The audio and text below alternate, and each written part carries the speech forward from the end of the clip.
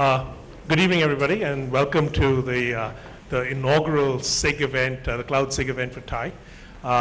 We have two excellent speakers tonight, Sheng and Amit Sinha from Tata, Sheng Liang from Citrix.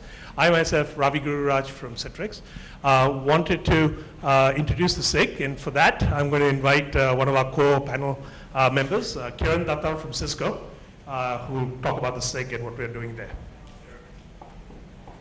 Thanks, Ravi.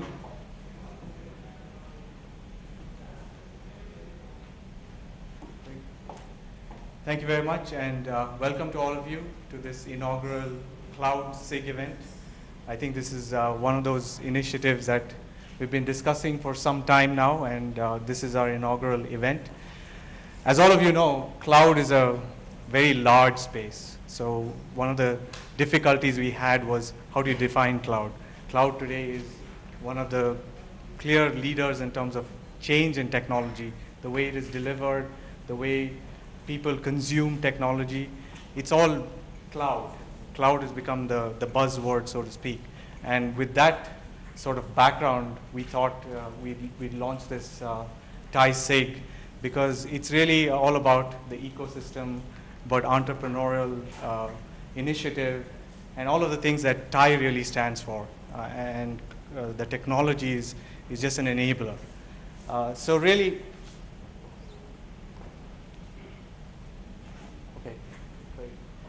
so the charter of the SIG really is to talk about, to create this interest group, as the name stands for, and it's really to talk about all areas of cloud.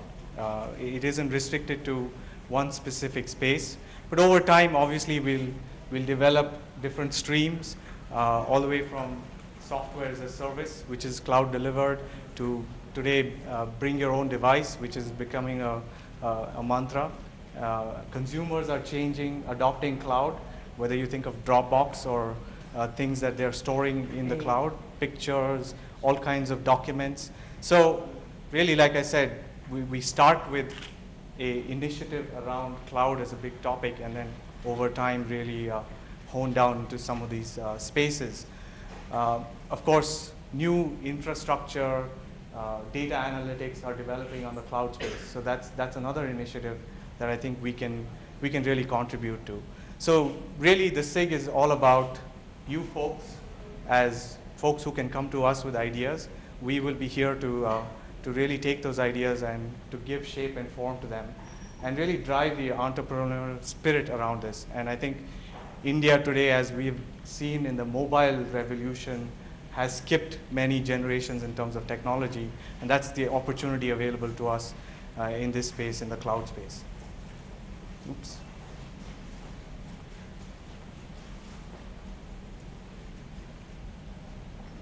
Okay. Maybe this is something.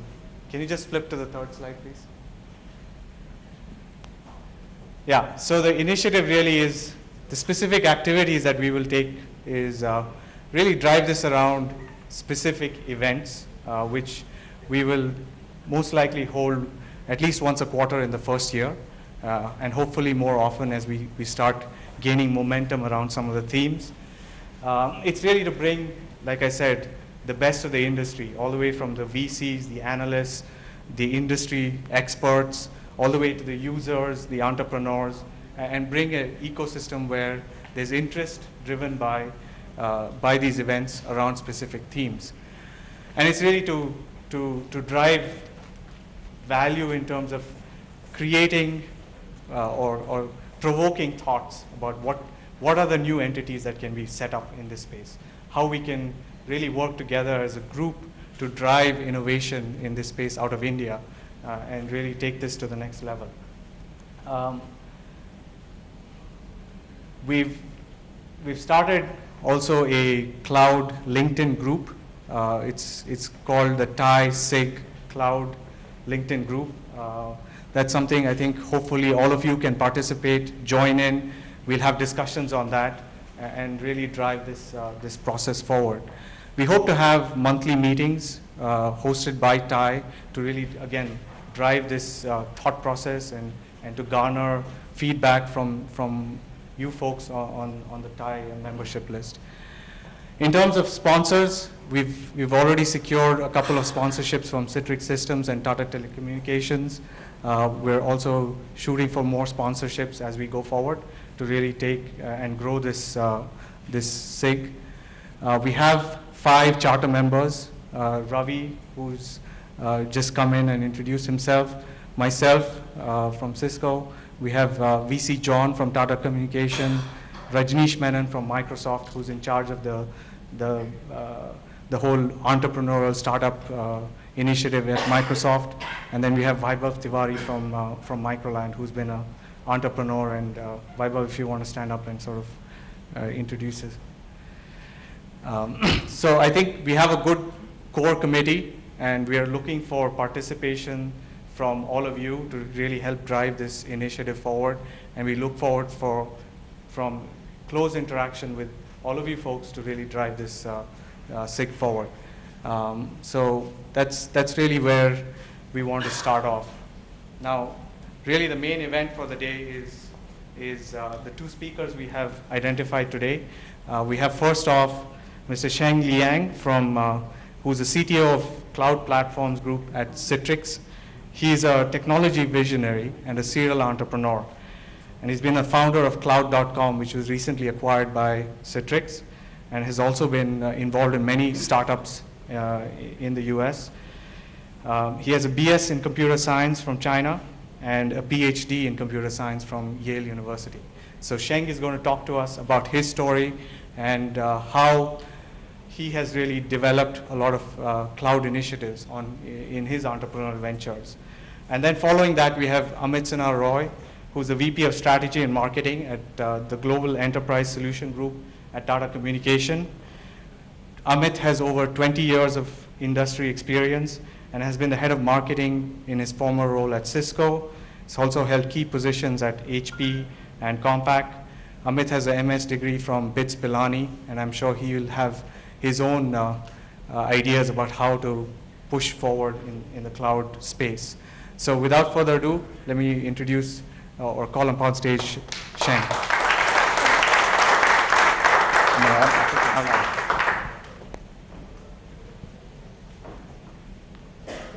I'll just sit here, I guess. Yes, good evening. Is the mic working? Yeah, so I really appreciate everyone to attend this event. You know, it's always really a pleasure to be able to come to India because I really feel like I have a special connection with India, especially Indian entrepreneurs. So my own entrepreneurial endeavor has been very, very closely associated with about a number of mentors and pioneers in the software space.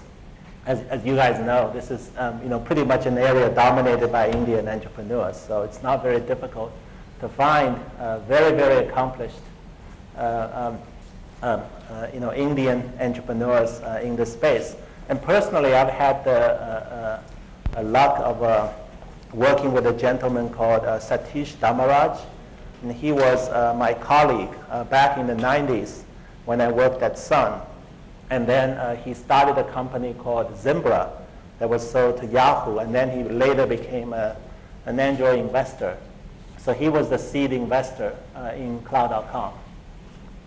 I also had the fortunate of meeting another gentleman called Naren Gupta, who decided to invest in Cloud.com before we were called Cloud.com. He was the Series A investor in the company, and I remember at that time it was very, very difficult to explain to people what cloud was about and what VMOps, that was our name back then, was trying to do. But Naren, with his very, very deep technical experience, coming from founding companies like ISI Systems and being the chairman of Wind River, he was able to recognize that opportunity very early on. And he came on board, supported us, and enabled us to close Series A. So without Naren and Satish, we certainly could not have started the company. And Satish and Naren both were Series A investors. Then I also had a personal friend and mentor, a guy called Rosen Sharma. And he was a great guy. I got to work with him when at a previous company, but he was a board member and an advisor also at Cloud.com. Very accomplished, very smart Indian entrepreneur. And again, without these three people, I would not have started the company, let alone build a business around it. So I really feel a great deal of debt to Indian entrepreneurs. So that's why it's such a privilege to be able to speak here.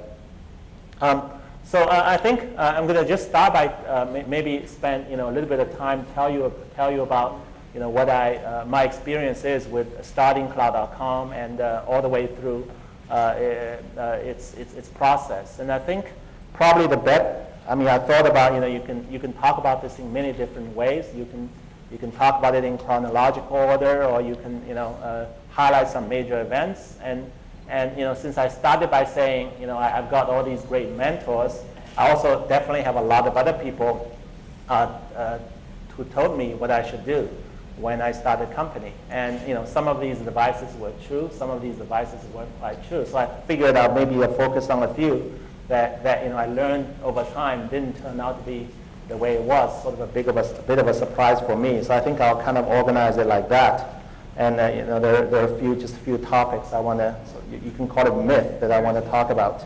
And the other thing I want to make sure is there are just all these different types of startups. There's just no set way. Every situation is different. Every company is different. And consumer company would be very different from an enterprise company. And one type of enterprise software company would be very different from another type of enterprise software company. So everything I talked about here, you have to take it in the context of the experience I've been through. And I don't think any of these, I think all of these myths were probably valid, just as valid in other situations as they were in other situations. So I think a lot of people here are entrepreneurs and very accomplished entrepreneurs. Some of them, you are probably more aspiring entrepreneurs. So the first thing I want to kind of really talk about is, I think from very early days, I was very concerned about really getting into starting a company, because I didn't feel I was cut out to do that. I didn't feel, because I really felt more like that after I read a lot of books about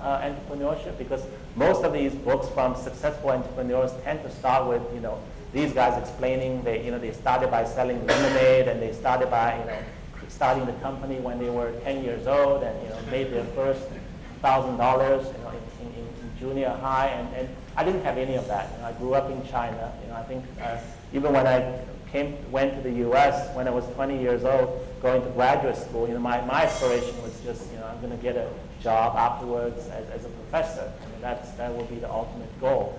And I think it's partly luck, being the U.S. And it's just that I ended up working for industry. And I think through that process, what was great was this type of environment U.S. companies tend to foster. That I was at Sun Microsystems, and I think there were just a lot of open discussions back then about the business. Even Sun was sort of a company run by engineers at that time. But because of that, there were a lot of very important business decisions that were discussed in the context of engineering. And I think I really learned from it. And the other that gradually got me interested, even before, as a means of necessarily making a lot of money or building a business, I just started to find it more intellectually interesting. How a company like Sun, when I joined, was worth barely a few $1 billion. At some point, Sun was worth close to $200 billion for whatever reason. Then it kind of went downhill from there. So I felt like that was a very interesting experience. And another thing that I think, especially at that time, in the late 90s, especially the environment in the U.S. is very forgiving and very encouraging to entrepreneurs. There were definitely a demand for people who have technical experience, but is willing to at least stick his neck out and be willing to try to build a business. So I think I definitely benefited from that. I did not. Essentially, the investors back then were willing to provide me with with the tuition or with the learning that was necessary to just grow, even way after I graduated from school. So I think so what I talked about was true in the U.S. I think remained to be true in the U.S. today. So that's why I think Silicon Valley remains to be such a fertile ground for entrepreneurship. But even more so, what's exciting is that sort of environment is even more present in places like India and China. And I just think there's the bar to the availability of capital is even more so than it used to be, and the bar really to start a business is lower than it's ever before. And really, what it takes is is deep insight into technology and willingness to step up and learn. And so I would really encourage all of you, if you're so aspired to start companies, to do so, because this is really a very good time and very good place to do that. Another thing that I think I was also taught over time was a lot of startups were built. That was sort of the second myth. It took me a long time to get over that, especially since I was technology background. I was an engineer, and I was really told that really startups, you have to start with some with some pretty unique technology, pretty disruptive technology, because what else do you have at your disposal? If you don't have any real money, you don't have any customers, right? You don't have any even employees, nothing. You don't have any assets. So the only thing you could possibly have is really breakthrough technology that that you've either developed or kept it a secret or patented or whatever. Then you can kind of try to build a business around it. And there's just so many great examples from it. The people coming out of universities, from research institutes, from big companies. Through licensing, they get a great company started. And that's not the case with Cloud.com at all. With VMOps at all. And this was I think this is a great example of where when we got started, we certainly did not. We were not the first company who went after the market we went after. In fact, it was very well cloud computing is a new buzzword, but it was known as utility computing before that. It was basically the same thing. And Amazon even developed the service which we modeled after, called Amazon EC2. That I think many of you probably, in case you don't know, what Cloud.com did is we took Amazon EC2 service as an example and developed software so other people can launch services like Amazon EC2. That's really all we did. So by the time we got started in 2008, Amazon EC2 was already in production for a couple of years. But what's more importantly, companies like us have been building the same type of software for probably almost a decade. There's back then there was a guy, I certainly have a great deal of respect for. A guy was called Bill Coleman. He early in his career started a company called BEA. That was just massive success, right? And after BEA, he realized, the opportunity is with the infrastructure, and the opportunity is with utility computing. So he started a company called TiE Systems, and by even when I started in 2008, TiE Systems was still in business, and they seemed to have good business. And so what business do we have to even get something started?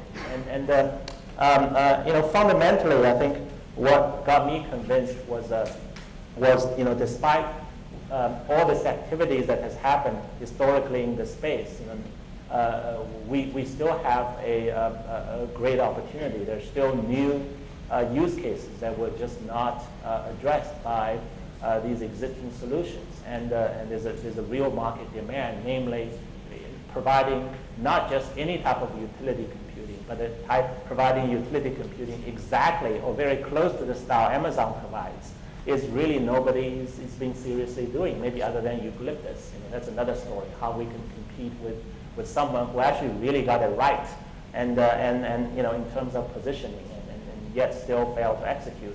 But I really feel like we could out-execute eucalyptus, and even with all the other players in that space, they weren't really solving the problem the right way. And if you think about it in retrospect, it's probably not a surprise. I mean, you look at high-tech products; they're all more or less the same. There are CRM software packages from different vendors. Are they really that different, right? Even consumer electronics or iPads versus Android tablets versus Windows tablets. They all seem the actual fundamental difference that makes or breaks a product is actually very small. So I was a fundamental believer in that, and I believe at that time we had some insight and some conviction that even Bill Coleman didn't have, and that kind of would motivate me into, despite the fact we weren't the first, we weren't the best funded, and we didn't really have any technology at our disposal. We had to write the very first line of code. We couldn't take a project that was already established like eucalyptus and try to commercialize it. We had to develop the first line of code from scratch. And despite all of that, I think none of these things in the end really matter. What mattered was something else. So it was more important. So again, just really, like if you're sitting in the audience and you think you really have some unique insight, you want to great insight, you want to start a business, but I just don't have any technology, don't let that stop you. And this is another thing, another myth that was really, I just want to keep track of time. Sure. So another thing that people kept talking to me about in the beginning, even some of my very, very trusted advisors, is they said, yeah, you can do a startup, you can do, try to satisfy market demand, but try to stay ahead of the market, meaning, you don't want to really work in an area that big companies are working on right now, which kind of seems obvious, right? If an 800-pound gorilla is in that space, also recognizes the market demand, and they have 1,000 engineers versus you have 2 engineers, right? So how do you, does it even make sense to go after that? And which, by the way, was exactly the situation we were in. The company was registered in 2008, like September of 2008. And then when we, back then I went to the conference, back then was run by VMware. It was a big virtualization conference in Las Vegas. And, throughout the conference, that whole conference was about cloud computing. And throughout the conference, if I just replay the keynote and replay the slides, they look like the slides we're presenting today to our customers. Really doesn't look that different. This is where the world is going, Amazon's happening, and this is what it means to the enterprise, right? But so I was actually very excited after I hear about this. And afterwards, after the keynote, then it got to the demo part. Every keynote is a demo, then whatever they demoed was just not what they were talking about. And there's clearly a huge gap. So I was excited, number one, because because it looks like a big company like VMware actually has heard enough about the market demand from their customer base that they're willing to build a campaign around it. They're willing to build a keynote presentation around it. But second, it looks like they're pretty far away from really being able to build a product, let alone a business around this. And this even goes beyond, in the end, there were even other issues, like what if this new business cannibalizes old business? But even beyond that, it was just, these guys, talking is easy, but very few big companies can really rally their troops and execute on a new initiative. It always takes a lot longer than you would expect. So they just never let the fact that big companies are talking about it stopping you. I think in the early days we used to have a saying that because even up until the point we were acquired, we didn't have a product manager. I was the product manager until we were acquired. We were a 75-person, mostly engineering type of company. And I used to say, because we didn't really need a product manager, what do the product managers do? They talk to customers and write MRDs and PRDs, and we were very technical products. You don't really need the PRDs. I mean, engineers can, But the MRDs, it turns out we don't really need to write those either because, because VMware has been talking to all their customers and they've been putting out press releases. These are perfectly good MRDs that we can just take and save that whole expense. So pretty much, we were able to just execute like that. So the other thing I think, I think it was kind of, Steve Jobs sort of passed away last year, so I think now even more people know about this than before. But I remember even when I was getting started, there was a great deal of there were quite a few people talking to me about this. They basically said, don't do market research. You know better than what customers want. I mean, it's actually kind of true. You get into a business, you have to drive it with real customer insight, right? With real market insight, and I think that's what Steve Jobs means. He has some insight that a lot of people don't have, and he kind of believes in it, and it turned out to be right.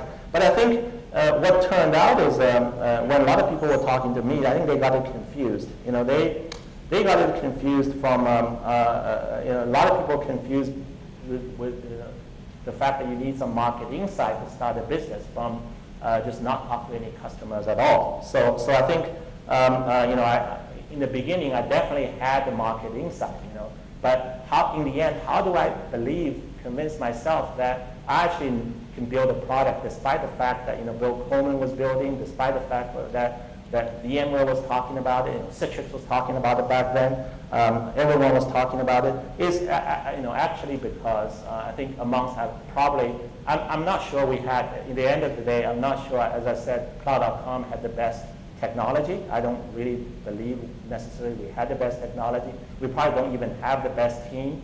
But I really believe there's one area we did better than anyone else. I don't think we had the best market insight either. I think Eucalyptus probably had a better insight than we did back then. But I think we listened to customers more than anyone else. I think it's really very important, and you really have to not just listen, but really hear what you're saying, what they're saying.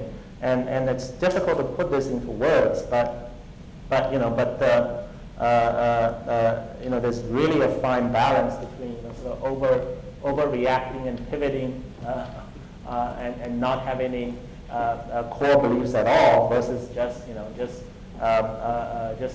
stick with some really out of the line assumption and just refuse to make a change. And even today, it's just amazing. I talk to a lot of entrepreneurs. I'm generally always amazed by their energy level, by how much conviction they have, how much vision they have, how much passion they have. But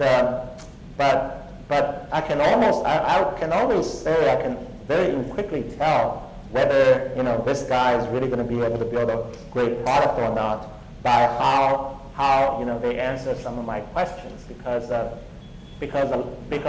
I feel a lot of times people get very defensive when some of the fundamental assumptions were questioned, and we didn't do that. We in the early days there was just all these guys, Bill Coleman, Cassat, 3Tera, those were some of our competitors, Eucalyptus. I mean, clearly they were going after the enterprise market. Everyone agreed, the big opportunity was with enterprise as a whole, start to recreate Amazon-like service on premise, and that's called private cloud. And everyone believed this big opportunity for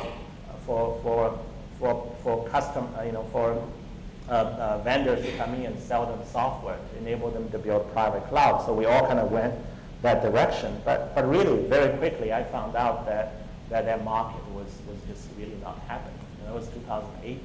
I mean, it really, in retrospect, it wouldn't take a lot of hindsight to realize that. I mean, 2008, no enterprise was buying anything, let alone cloud or no cloud. There was nothing happening.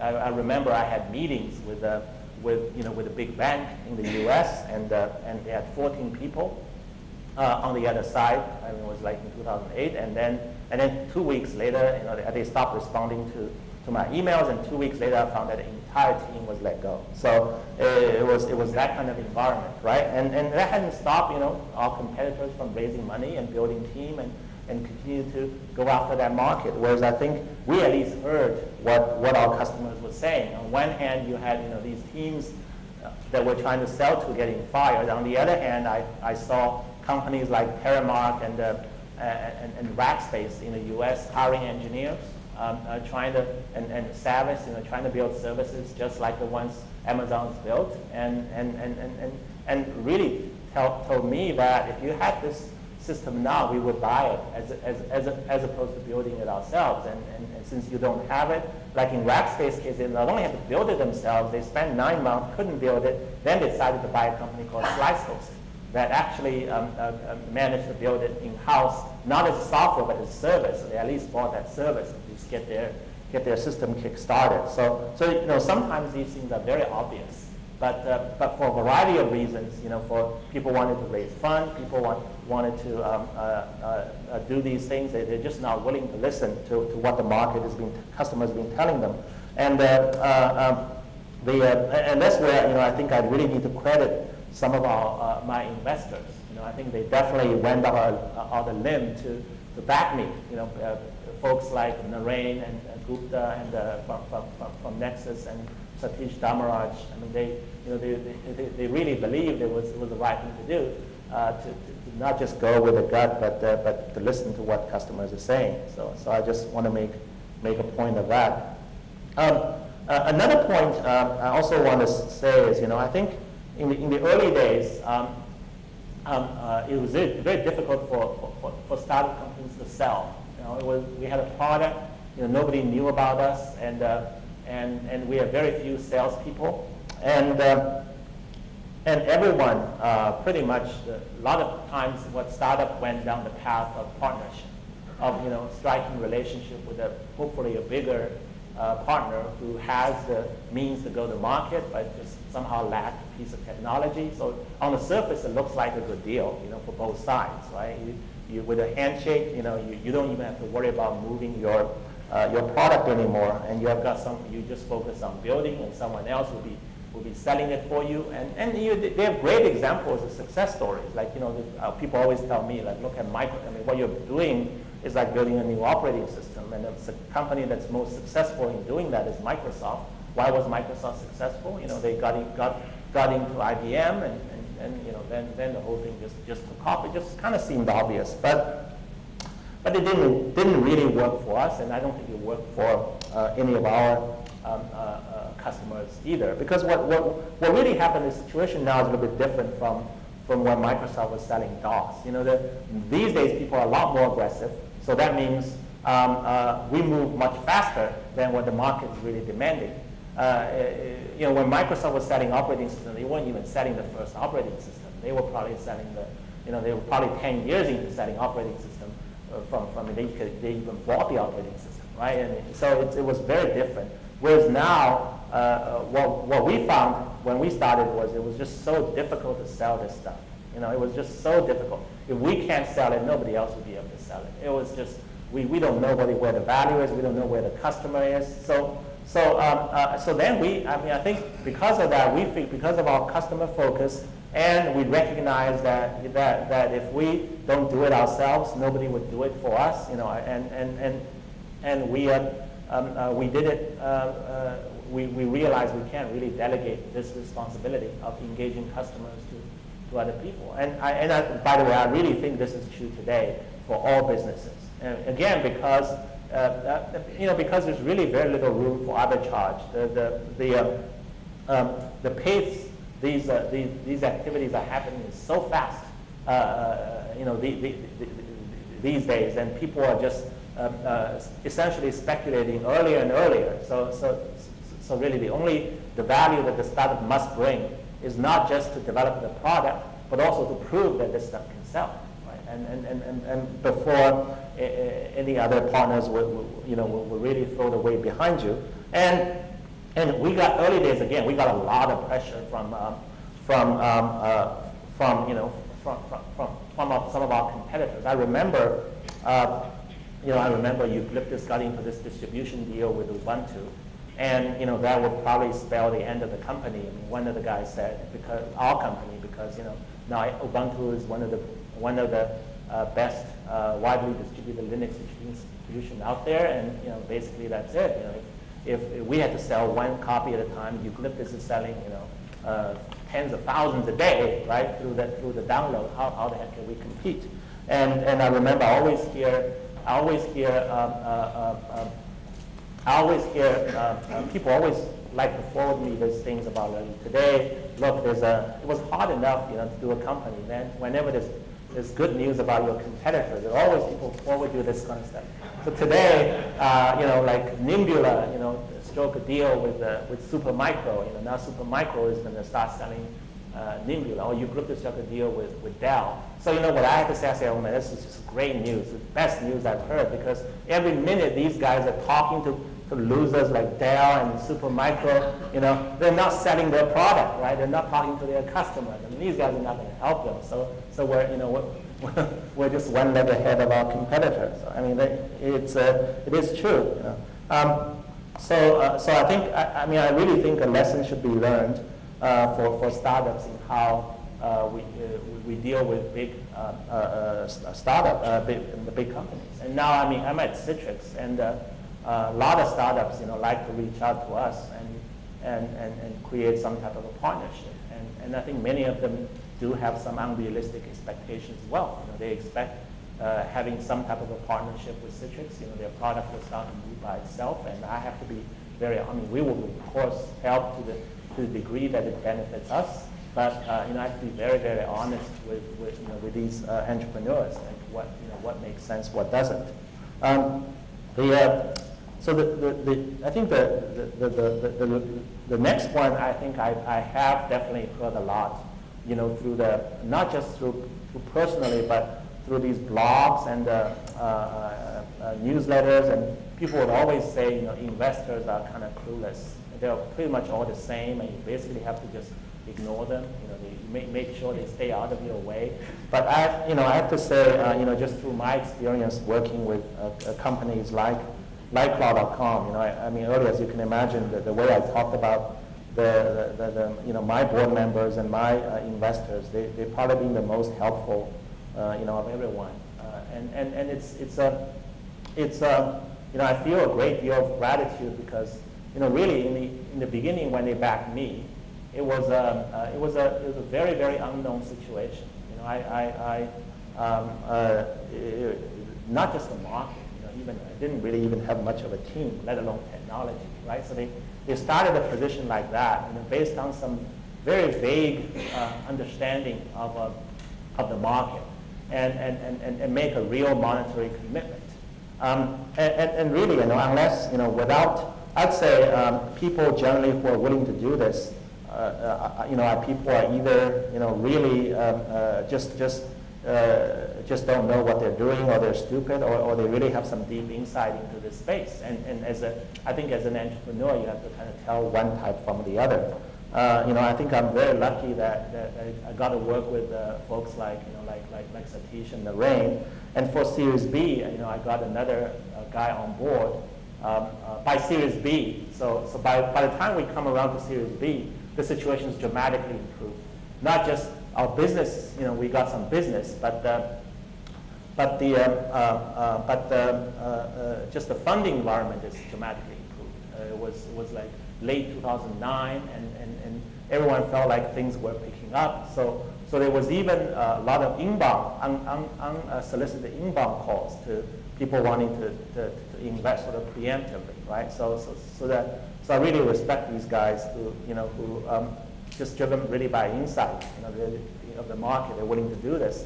But I just still remember I had then a lot of times when I talk to these guys who speculatively want to invest, I realize they're really just sort of almost like making a bet. They're really not doing it based on any type of fundamental insight or fundamental understanding. So I remember talking to this guy, who really who just became, he worked at Cisco and was, rose to like a senior VP, and then and then was the CEO at a startup and failed miserably. So sort of as his last act, he got an opportunity to become a venture capitalist at a European investment fund. So I talked to him, and just through the guy called Mike Volpe, and I talked to him, and he was just over the period of like 10, 15 minutes, right? He immediately got what I was talking about, and haven't really even met him. And I think at that time I pretty much decided this is probably the guy I'd be working with. And lucky enough, he was also kind enough to put forth a proposal, so we were able to close a Series B deal very, very quickly. And and it's interesting because it's good to get different types of investors on board. As insightful and supportive as Satish and Narain were, but Mike sort of just brought in a whole different set of expertise into the team. Here it turned out that I didn't even realize how good he was when we closed the deal, but I just sort of had a gut feeling this guy seemed to be really know what he's talking about. But it turned out that he was the guy who was probably the most responsible for Cisco's early success, because Cisco grew by acquisition, and it was under his watch. He was senior VP of strategy, and he bought 70 companies into Cisco, including some of in the 90s, and including some of the best successes Cisco had over the years, and they're just his contribution to our business later on was really quite remarkable, not just in terms of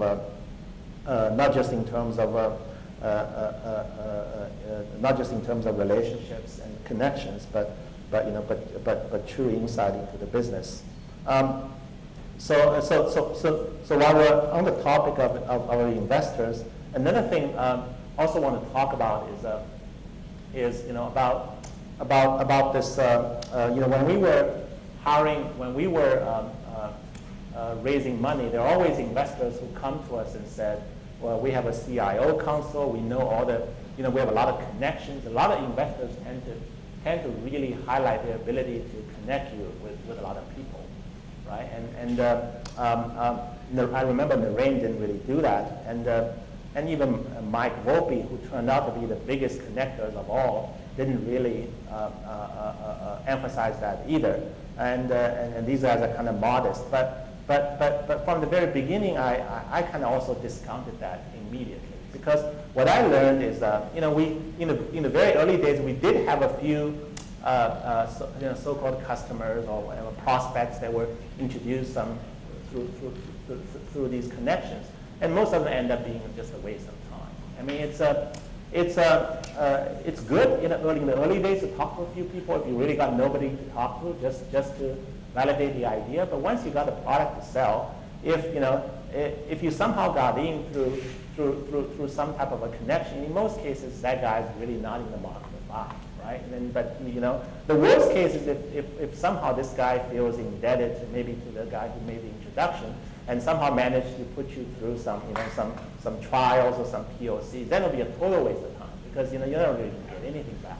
And even worse is somehow, like in some other countries, maybe not in the US, but I've seen a lot of that in China. Somehow, the guy is so influential that he actually managed to close a deal for you. I could even give you a lot of money, and then you're really screwed, because then this thing just totally leads you down the wrong path. It's completely non-replicable. So you wasted your most valuable asset you have in a startup, which is like your time, right? Your attention, your focus, and you just built this thing for this customer that's not really a customer, but merely an artificial connection. So we were very careful about this very early on. We never really expected too much of that out of our investors. And even when investors made the introduction, we were very careful. We mainly wanted to talk to these guys for their insight, less so of actual business. And so we were always very grateful, but we don't really expect any business out of them. It turns out that our best customers were cold call customers, were customers that we fought and won on our own. And if you have imagine if you had just like selling, just like any other endeavor. It's the earlier you cut the loss, the better, right? And if you have a way that lets you somehow get through to some, I mean, imagine like you have one possibility of a meeting, but you don't really know what this guy wants to buy or not. In the other case, you set up a meeting, and you're actually like 50% sure this guy's going to buy something. I mean, you'd go with the second one any time, because your time is so limited. And the great thing about this advance of social media and LinkedIn and all that stuff is actually getting to the second case. It's actually very easy nowadays relative to before. You can really reach out to the right people, even if they don't know you, in these organizations. If you come through in a very credible way, but most importantly, if your product or solution is actually what they're looking for, I mean, there's no reason they wouldn't talk to you. So if you look at our best customers, our customers like TiE Communications in the early days, and the biggest data center operator in India or in this part of the world, right? It was a cold call customer, right? I mean, customers like Zynga, it was become a story that we tell all the time now, even after the acquisition by Citrix, it was cold call, and because they're looking for stuff like this, and there's nothing better than being able to do this kind of stuff and then use that to refine your message. I also remember when you're cold calling, it doesn't necessarily mean you pick up a phone and call, because it's actually kind of tough to do that for a software project. It's not like a trip or something you're trying to sell, so it's difficult to explain. So what we tend to do is we have to write emails, and we have to do the code linking introductions. We have to try to get into these groups, and what I actually got a lot out of that experience, because what that taught me was how we explain our business, in a sentence or two is very important. And what we used to think what we're good at was not necessarily what the customer valued, right? And we learned, for example, as long as we put Amazon EC2 in the subject, the response rate just goes up. If we put cloud in the subject, then nobody responds. So it's the sort of stuff that you really have to do it to learn what this business is all about, right? And then maybe after a couple of years or so, then when we put cloud in the title, then the cloud became hot, and then people start to respond. So it was a great experience, and I think it's a leading piece of information you can use to build your branding and marketing message. So the other one is the next one I want to talk about was actually an advice I got all the time was really is that investors really don't really look for technology or even product or whatever. They look for a team, right? So team is the sort of the most important thing. So what sort of does that mean? If you want to build a business, you build a team. And for me, in the early days, until I got the funding, but the team building was a complete failure for me, because it was difficult. Nobody really wanted to do this. I remember I actually had a co-founder, and the day the investment was supposed to come in, he decided that it was just too big a commitment, so decided not to join. And it was very tough, because then I had to write a long email to my investor, and explain why the company they were just about to invest, actually they just lost 50% of the company, before they even wrote a check. So I had to tell them before they write a check, just in case they don't write it anymore. But again, there's a credit to give to folks like Satish. He decided to go ahead and invest anyway, and because I think at the end of the day, investors will see through what's really important and what's really driving this business. And I think, conversely, to the engineers, I just really don't think, losing a team member in the grand scheme of things is probably not the biggest problem you're going to run into in the course of running the business. So it's probably not a good enough excuse to not move forward. And everything else will fall. If you move forward anyway, everything else will probably for in place. Here's the next one. I'm not sure how widely applicable it is, but it was definitely something I personally experienced, and I think it's probably more applicable to enterprise software than consumer software.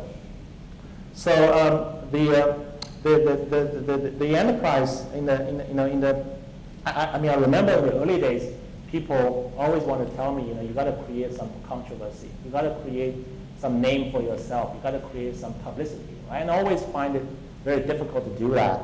And there was a lot of talk about, there was just no shortage of venues for startups to try to get some publicity. And it's almost like you just got to get publicity at all costs. And in retrospect, I'm glad we didn't go for that, because publicity sort of means some form of marketing. But I've just seen so many companies, including a lot of startups, who really put good marketing ahead of good products or good market. And in the end, I think it kind of have gone to waste. And I think the momentum play is very important. When you're doing a startup, I think very few, probably a true entrepreneur is really able to pivot like 10 times. And you hear a story like that, I certainly wish I would never have to experience that. It's just very painful, and the likelihood of you not going through is just very difficult, right? So actually, it's a little bit of a especially for enterprise software, this sort of stuff. In most cases, as I said in the beginning, you're almost always way ahead of the market. You're almost always waiting for some stuff to happen. It's actually kind of better to not necessarily create a lot of publicity until you're pretty much certain that that you're on the right path. Right? I remember we were called Cloud.com on day one. Right? I remember I told you, Amazon EC2 was working better, back then I had domains like OpenEC2, EC2.com. I mean, seriously, I have these things. And then it was really only until, like I said, the cloud stuff was really happening, and then let's launch it as Cloud.com, and then all the other publicity will follow. By that time, I know pretty sure that that the market is probably happening. This message is probably going to resonate, and most likely going to resonate, and then it'll work well. I think the last thing I kind of want to talk about as experience of Cloud.com is I want to talk about acquisition. So acquisition is not, it's kind of both a positive and negative term. And the experience I've gone through, with Citrix, from my investor and the public opinion point of view, is probably not necessarily entirely positive, because it's interesting, because a lot of people would say most acquisitions fail, and if you've got a business that seems to be growing in a big enough market, you just got to keep going. And I think in the end, at that time, I was firmly of the opinion that the best path for at that time I realized the best path forward for the company is to be acquired by Citrix, and it's really probably got as much to do with Citrix than it is to do with the state of our business and our prospects, because certainly not all acquirers are the same. And you guys probably have heard a lot about the legendary success of like Cisco acquiring lots of companies. Like Mike Volpe, our own Mike Volpe on our board was responsible for that, and it was very successful. But I think very few people know the successes behind Citrix's M&A. And I would venture that Citrix has been probably the most successful in making acquisitions than any other company I know of. And I think a big part of that Citrix is basically willing to be very realistic about the prospect of the core business and start investing promising growth adjacent areas way before the core business starts to suffer. And every high-tech business eventually is going to run its course.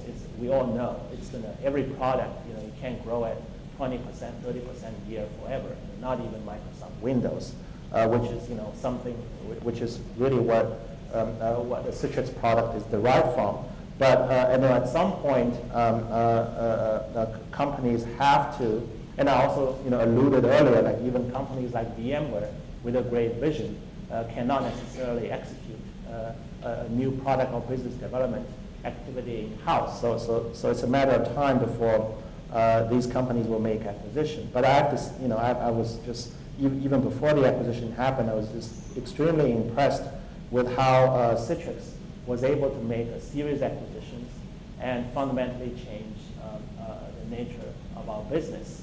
The Citrix core business was good, but was not particularly sexy or promising. If you providing remote desktop access, right, starting from the early 90s to it just always seemed like it's not a strategic product by any means or measures. I think we got very lucky because of the move toward the cloud and the fact that hosted desktop become one of the core cloud computing use cases, and because of proliferation of mobile devices that people now wanted to access their desktop through other means because of bring your own PC. Again, it created need to to move from just simple remote access to desktop virtualization. So Citrix core business continues to grow. But I think what's really amazing is Citrix is very early on, even way before that business showed. By the way, the business today is still growing at 17, 20% a year, so still growing very well. But at least some people would question. It is tied to Microsoft, and Microsoft may go on for 20 years, but what about after that? But even way before these questions even got raised, Citrix made a series of very strategic acquisitions, and even as early as as recent as just 6-7 years ago, 100% of our revenue was coming from that one product, that desktop virtualization or remote desktop access, and through acquisition of companies like NetScaler and GoToMeeting. Right now, these both are very much cloud-related businesses. NetScaler, cloud networking; GoToMeeting, just cloud applications or software as a service. Both of these businesses combined now account for like 40% of our revenue. Right? It really fundamentally changed the composition of our business, and this has all happened in the last 6 to 7 years. Really, truly remarkable.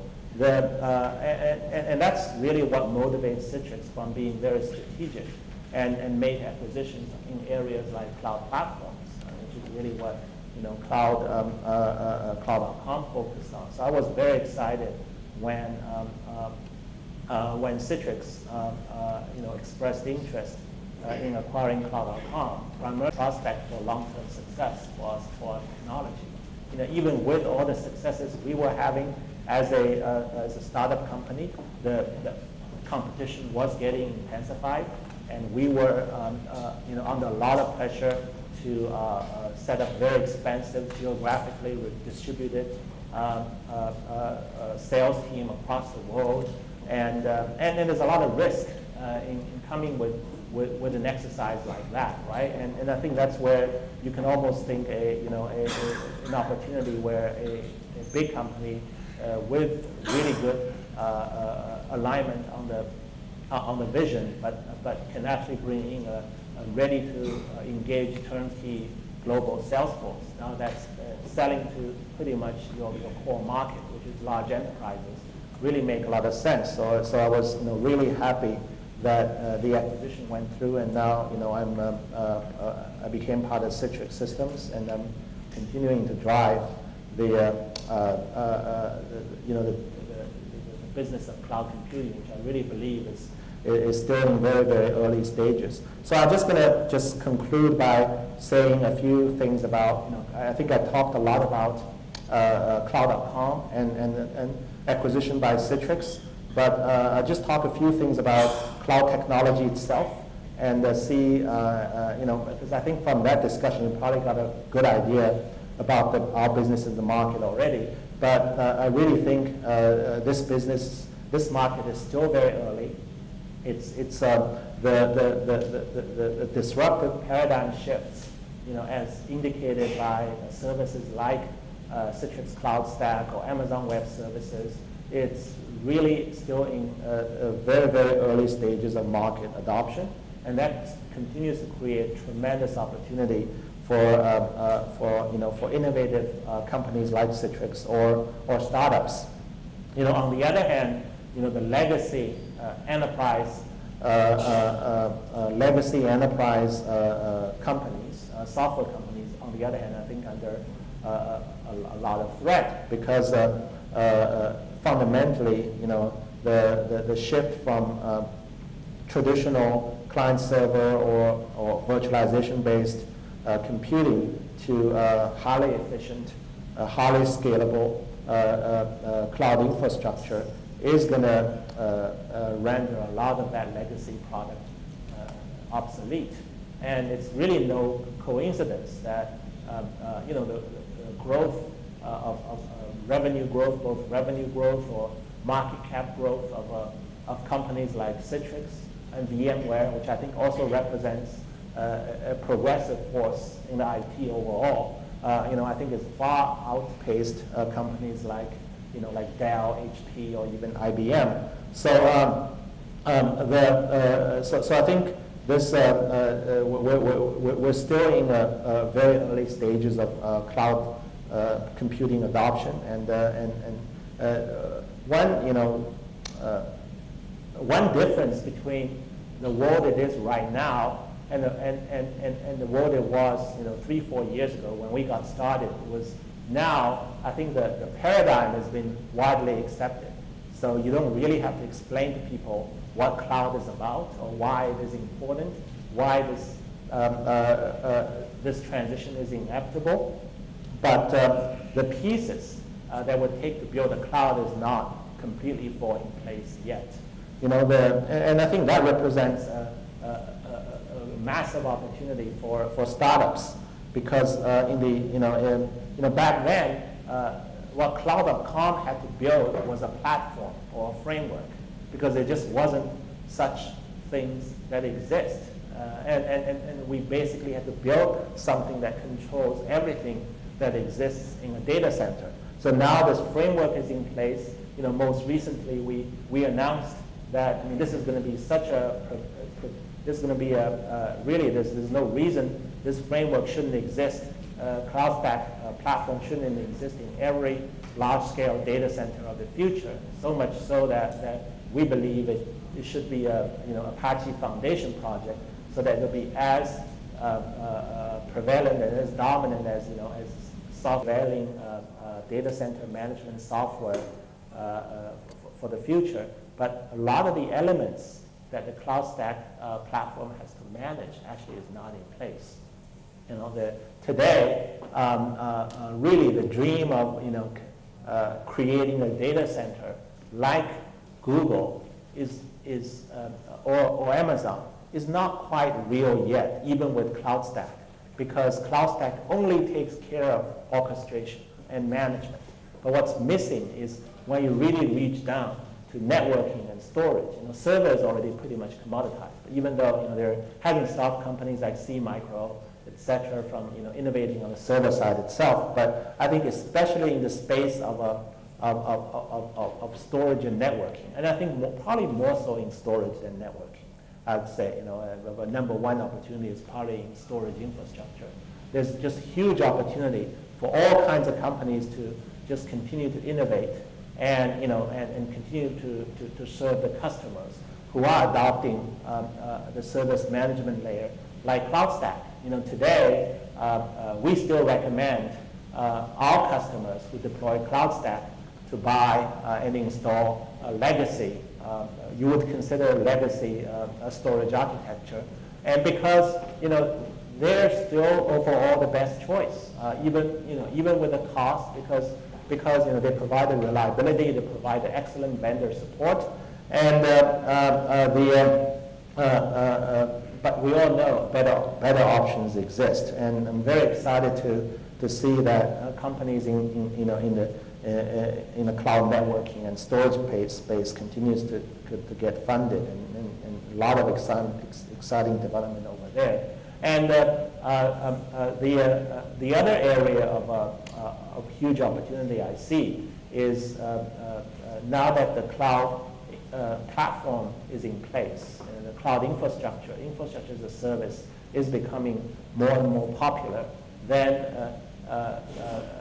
the customers are now faced with a brand new set of infrastructure, which is very different from the type of virtualization or bare metal-based infrastructure they've used before. So that basically means everything they have that they used to use to control that infrastructure, including monitoring, including security, including remote access, including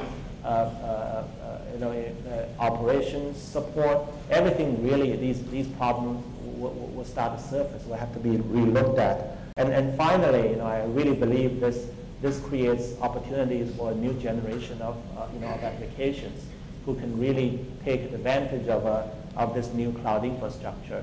And in the past, only we all know that only companies like Google was able to truly develop the new generation of enterprise applications like Google Apps, right? And they developed on their differentiated infrastructure, and they're able to. I think the legacy enterprise application is probably going to be in trouble some years from now, because the Google App style application is indeed more efficient. But now that with the new cloud infrastructure in place, that opportunity is now available for startups, not just to build great games or consumer apps, but my focus is still very much for the enterprise. So. But to do things similar to what Google has done to the legacy messaging and word processing apps, very much of the same thing could happen in other areas of enterprise applications by taking advantage of this new generation of cloud infrastructure. So I would just really encourage all of you, if there are any entrepreneurs in the audience to aggressively pursue these directions, and I think the future is very bright. And if I really think if each of these areas I talked about, if you execute, these could really turn into multi-billion-dollar businesses, with great IPO potentials. And even if you don't get there, even if you're only modestly successful, you can still be acquired by companies like Citrix. So so with that, I think it's probably, Thank you. Thank you.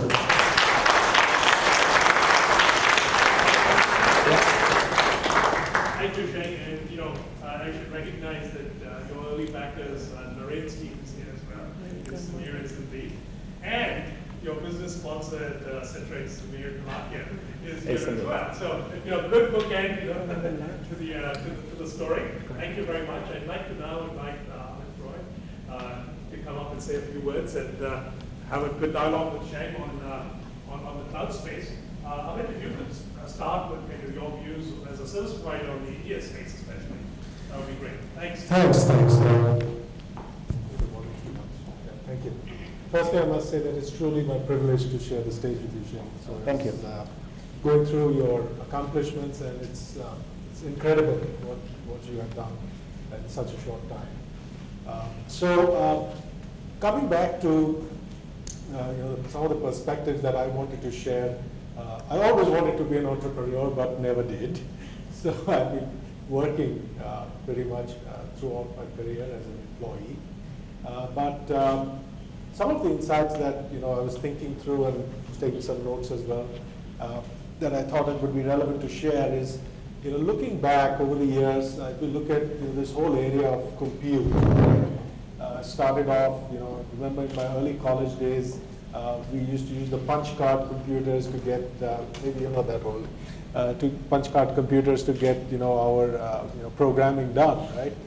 And then, so that was the mainframe era, and then you had the data centers even in those days, but you had to go there, right? And then moving over, I think, to the client server, computing, and then, distributed computing, and now we are here with cloud, right? So I think one of the big things that's actually changed over the years, it's been the access, right? Earlier, we had to go across to the computer, to the data center, to that mainframe, right?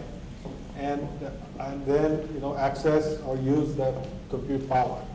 Today, that compute power is being delivered to us at our choice, wherever we are, whether it's, at home, at work, on whatever device that we choose, right? So that's been the great change in terms of from a user perspective.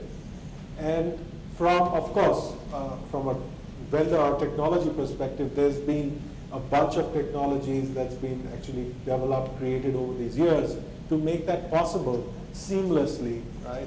And to make it easy for the end user to actually start consuming these services and developing programs and actually perhaps even run businesses, right? In this form and fashion. But at the end of the day, it is about having the capability of sharing resources, right? Instead of buying, the entire mainframe. Today, anybody in this room has the capability of being able to access those compute or storage resources or software services resources and pay for only what they use. So that's the utility computing. Why that is so important, and I want to tie it in with the whole angle of entrepreneurship. Why that is so important is because it actually is an equalizer, right? An equalizer between a startup company, a small company, and an established company that can actually have its own data center, can afford its own data center, has its own IT managers and CIOs and everybody else there, right? And entrepreneurship, a startup today can access the same level of technology, right? The same level of and build same level of or similar levels of capabilities depending on their skill sets, right? By leveraging the cloud, right? So this is something which is critical. You mentioned in your presentation, in your discussion, that one of the key differentiators, like possibly the biggest differentiator, is going to be the technology. What is going to set a new, an entrepreneurship apart from all the others, right? So it's the technology, it's the idea, right? And it's the capability, and add is the capability to execute, right? So all of this is made possible through the capability of being able to access cloud. Now, typically, coming into the service provider angle, one of the things that service providers have been doing, like Tata Communications and others, is looking at how can we leverage our network, our reach, our capabilities to deliver these kind of services as value-added services to our customers, right? So earlier we started, in the earlier days, we were only providing access. So it was just about connectivity. Today, we are actually layering on the data center services, managed hosting services, cloud services, along with the network. Customers don't always have to use our network, but if they do, they have more advantages. But it's about being able to deliver such services to our customers over and above the network stack that we already have, right? So this gives more value to the end users, to the customers, as well as to service providers who then have additional services that they could offer to their customers as value-added services and increase the portfolio, right? Now, clearly from an entrepreneur perspective, that makes it a great value proposition, because you not only have the connectivity, you also have the compute and software and storage capabilities available from a single vendor, rather than having to go and piece it up all together. So this is something which is here to stay. It's going to, I'm sure it's going to keep evolving. But there have been many other forums where I've been where there's been doubts, right? And typically it's been around security, safety, scaling, regulatory issues and all of that. But I think we should put all of that aside because it's here, it's real, it's happening now in India, in Asia, in the world, and it's something that will give us a clear competitive differentiator if we adopt and are able to then utilize this technology in the right way. So with that, I have my little notes here, and I have a bunch of questions, but I don't want to hog up all the time. So what I'll do is I'll certainly ask a few questions that start the discussion, and then I'll invite questions from the audience. So please, please feel free to ask your questions as you know. So one of the questions, I was, when I was listening to you, Ken, you have been a successful serial entrepreneur, right? Going back to the days of Sun and then beyond, right, to cloud.com. My question to you was, how important is it to have an original idea to be successful, right? How important is that? No, I think that's what I mentioned in the beginning. I don't think it's particularly important to have an original idea, meaning an idea that nobody else has had, or at least tried to, in the past, or has tried to build a business around it before. I mean, in fact, I think truly original ideas are extremely risky. If you calculate the expected returns, it's probably very, very low. But I think what's really more important is how much unique insight do you believe you have, relative to the size of the market and the other players in this market. So I would look at that more than whether the idea is original or not. So just to continue along that line, would we say then perhaps time to market or quality, execution, or even marketing perhaps would be value-added differentiators on top of the idea? Yeah, definitely. I think I don't think most successful businesses are new ideas anyway. Almost all of them are probably very difficult to find a successful business who's a truly original idea. All right. The other question that I had was more around the market trends. Now, when we look at cloud computing, there is the IaaS, the PaaS, the SaaS, and people are now talking about the BPaaS. So now, in terms of the adoption models, right? Clearly, they are focused towards very specific requirements that the end user has, right? Mm-hmm. Do they require infrastructure or a software or a platform? How do you see this evolving? Over the next few years, will they still continue to be separate? Would we have more types of cloud services, or would they all, sort of get consolidated into something which would be more homogeneous? Yeah, I mean, I think I don't know if the market itself will converge into a homogeneous service, because the reason is at least from my experience working with cloud.com, there's a fundamental conflict between being able to offer a widely applicable horizontal service like infrastructure as a service, or then when you go up to the application layer, these things tend to be more domain specific. So I think there's always going to be huge demand in all of these areas, and naturally, vendors and service providers all want some form of differentiation. So I just think the opportunity space is huge, and you'll see, a rich diversity of services coming down the road in coming years. So, I just wanted to extend that a little further. So in terms of use cases, typically what we have been seeing so far has been the web, right, and maybe application development, maintenance, and some of the use cases that have been very popular and in driving cloud. So what are some of the other innovative models that you would see that potentially would drive cloud adoption? and scale moving forward? In terms You know, I think web use cases have clearly been some of the early workloads that run on the cloud, but I think majority of the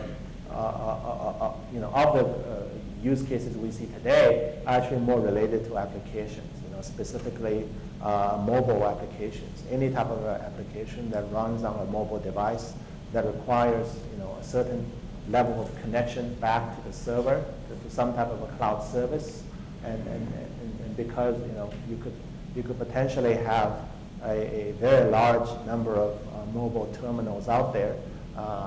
Really the potential demand for capacity is unbounded, and those would be all great examples of cloud workload. Thank you. May I invite for a question from the audience, please?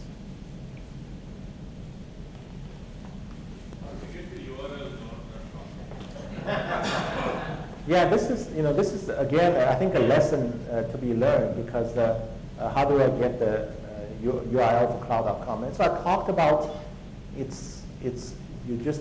shouldn't try to make noise too early, because it's really difficult in the early days to decide what to even call the company. So imagine if we bought a different domain name and put a lot of marketing around that would have gone to waste, right? So I think you want to be reasonably sure where the market is, and there's always good domain names for purchase. That's just, the world is never. You just have to find a business opportunity that's much bigger than the price of the domain itself. That's so. But there's always, if we haven't been called if cloud.com weren't available, I'm sure we would have bought something else that's just as good. What are some of the barriers to data, new use case emerging for cloud, or existing use cases merging, evolving into the cloud? What are some of the big barriers you see, and what are some of the roadblocks, and how do you see them becoming mitigated over the years? Yeah, I think existing use cases migrating to the cloud is very difficult, generally speaking. Other than maybe like Amit was saying, maybe web serving. I mean, there are a few, I think, isolated, highly scalable use cases. Most we actually see a majority of the growth coming from customers, enterprises, web companies developing new applications. It's a lot easier for these new applications to be designed to take advantage of the cloud infrastructure. And generally, if the old application is already in deployment,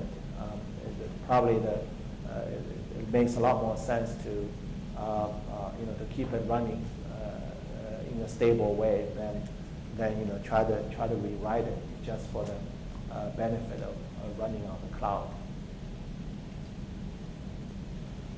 Shane, thanks so much for that fantastic discussion you had earlier. The question I had was, there's this adage about an irresistible force and an immovable object. So is cloud an irresistible force?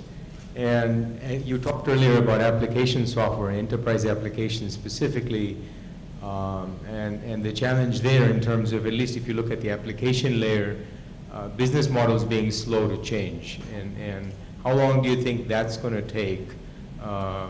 Because we can do all the stuff that we're doing at the infrastructure layer, but business models for enterprise software haven't changed in 30 years, since pretty much or hardly changed in the last 30 years. So what's it going to take for cloud to really have the impact in the enterprise world at the application layer? I mean, how long is that going to take, and what's it going to take to move that? And the second part of that question is, what do you think of companies like SnapLogic and Force.com that are doing things at the application layer, enabling cloud-based applications as well? Yeah, those are great questions. What would it take for cloud adoption to really take off inside the enterprise? So I have to, from the very beginning, we were very realistic about the amount of time it would take for enterprise to truly adopt the Amazon, Google style cloud model. But I think in reality, this space is actually taking off a little bit faster than I would even expect, and a good indicator of that is the continued success of Amazon. If you look at the rate at which their business is growing, they're no longer driven by web workload anymore. They used to be, right? But a lot of the web workload we know is actually being moved out of Amazon. Like Zynga, they've moved 80% of their workload out of Amazon and onto their private cloud, powered by Citrix Cloud Stack. So a lot of that growth is really driven by Amazon Virtual Private Cloud, which is targeted for the enterprise. And so I think I think really in the infrastructure space, a continued success of adoption of Amazon is probably causing enterprises to reevaluate and reform how they build applications faster than I had expected. It's this day and age, if a CIO is commissioning a new application development project, it's probably very easy to justify that they should develop it under a cloud model as opposed to the old web services model, or client server model. So it's so I'm pretty optimistic. This is going to be probably going to be happening faster than we thought, and our business actually, this ultimate success of our business and Tata's business all depend on that, right? So we were very optimistic. Other companies, we're in the infrastructure space. The companies who are working at the application layer and platform layer, I think they're tremendously valuable as well. They take a different approach. These are more vertically focused platforms as opposed to ours is more horizontally focused platforms. And I think if you probably look at the infrastructure space is huge. It's over. If you add up everyone who's selling hardware, infrastructure hardware today, it's well north of $100 billion worldwide. And in the future, if we say a lot of this stuff is going to be moved to the cloud infrastructure, then some of that value is going to be captured by cloud software, the kind of stuff that we're building, right? So I think it's still a very big market. But I think in the absolute terms, probably the application market is even bigger than the infrastructure software market. But it's more fragmented, and it's going to take some more time to develop. So would you say that the monolithic application market would ultimately all evolve into a cloud-based model, or is there a space or place for the server-based applications? That's very hard to say. I don't know if all of it will be evolved because people even today still run mainframes. Right. So I don't think. But I think what's more important is if there's a big enough percentage of the new applications being developed today are going to run on the cloud model. Then I think software like Cloud Stack or cloud storage, cloud networking, cloud security, all these things are going to have a big market in the future. Yep.